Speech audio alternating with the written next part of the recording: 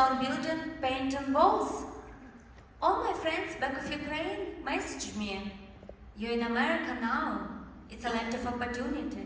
Now all doors will be open for you as an artist." But honestly, one door I see now is the elevator doors to this garage. I have brush in my hand and I paint. Maybe it can count for something. And how it even can happen that somebody with a master's degree of electrical engineering, somebody who was ambassador of art studio, somebody who had exhibitions all the time and had an amazing art community, ending up here alone painting these walls. And the worst part is, yeah, I'm in America, but I barely speak English. I couldn't drive, I don't have savings, I don't have credit score. And you can ask how somebody can move to America so unprepared. And the truth is, I never had an American dream. I don't plan this journey. I immigrated because bombs dropped to the next street of mine in Ukraine. I immigrated because all my dreams and plans were destroyed by military drones and flyer jets that attacked my country. And I remember a moment when I stayed in my bedroom where I grew up, surrounded by all these sounds of war, my parents in the next room, and I packed some essential things, my documents, and tried to make this decision to leave my country and my parents, maybe forever. And I remember how terrified I was, because on this moment my husband already was in occupied territory in Crimea, and I tried to imagine how we will meet. And on this moment, in the middle of all this chaos, I just felt like I wake up. I just realized how many times in my life I worried about some little things, and this put me back. And I decided to write a letter to myself that I never forgot this feeling. And I wrote, "If I survive this, I will always follow my biggest dreams. I will always remember how strong I am because I made it." My hand was shaking. And I standing here now in America, look on the same hands and try don't lose this courage what I have in this city under attack. And I wish I could tell that I always feel like I can do anything, I'm strong. But it's not how it was. When I come to America, I like this country, but I didn't like myself in it. Honestly, I felt like shit. And some days, not just days, just weeks, I wrapped myself on a blanket and sit like a cocoon, just crying, wait something, and don't understand what I should to do with my life. And it's interesting that first what gave me some grounding here was a cleaning job and on a black stone building where on weekends I painted walls. Because it's extremely important to begin make some money when you come to a country without nothing. And it was another moment what my heart deeply needed, art community. Fortunately, my uncle and aunt live in Jacksonville, and they become our sponsor for the program to Ukrainians during the war, and that's why we come exactly to Jacksonville. And my aunt helped me to find an art friends by translating when I speak with somebody. And also she went with me to art events. And I remember my first attempt to find an art friend. I'm on a dress jupon, I'm wearing silk pink dress, pearl necklace, of course my aunt gave me them. I have a champagne in my hand, and I try to look confident. But of course I'm not. I feel very stupid. I feel like a 5-year-old child on the adults' party. Because when somebody gives a speech, I don't understand nothing. I just laugh when everybody laughs. But on this event, I met Hope from Yellow House, and she warmly invited me to her gallery. And I remember sitting there to show her my drawings. Only pieces I have here, because all my canvas stuck in occupied territory of Ukraine, I think forever.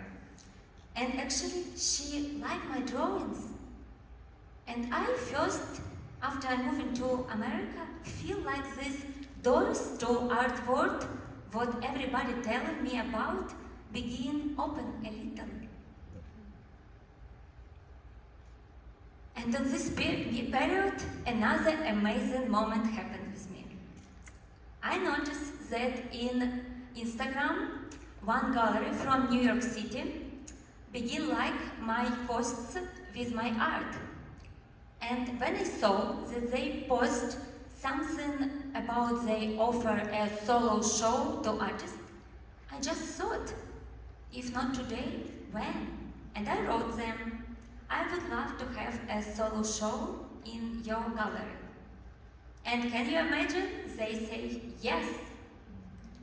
And I remember standing in New York City in my solo exhibition, happiest like never before, in our first anniversary in America.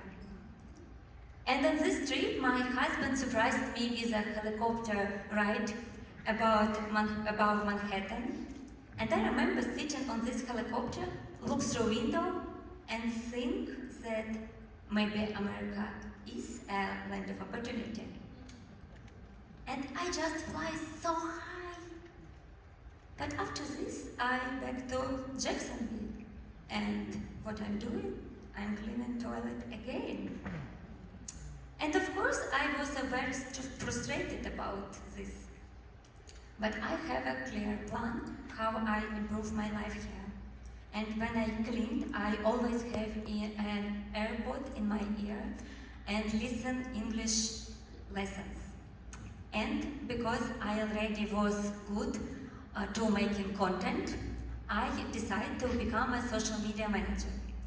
And I took a course to this.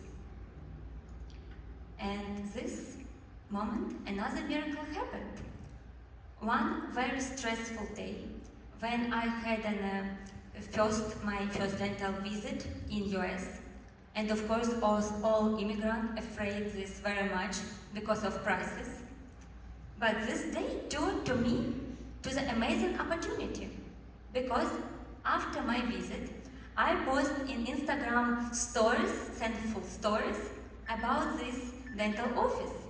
And after this, doctor called me and offered a job to run in their social media.